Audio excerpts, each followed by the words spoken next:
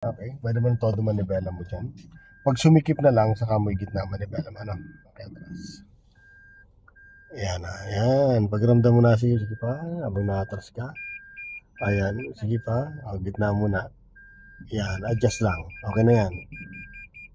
Yan, then bago uli dyan. Sige pa. Yan, todo mo na dyan manibela mo. Okay na yan.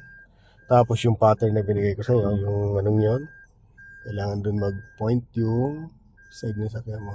Ganti pa. Yan, okay na yan po. Yan na yan na. Gitna. 1, 2, then diretso ka. Yung gulong sa ano. Yan, ito na ang pupuntahin niya, ma'am. Okay.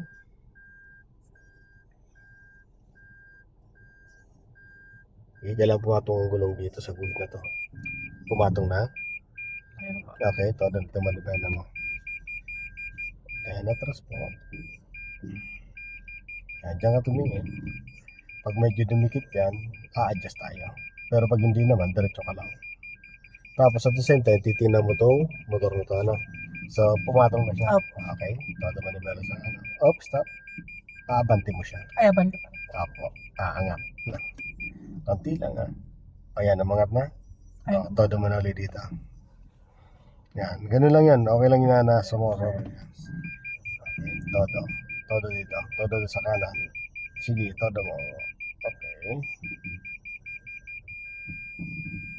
Malapit na tayo dito. Todo na isa pa. Isang bira na lang yan. Then right.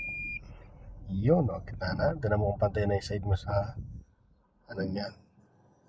Okay, kita. 1, 2. Okay. So, yun. So, ganun lang, ano.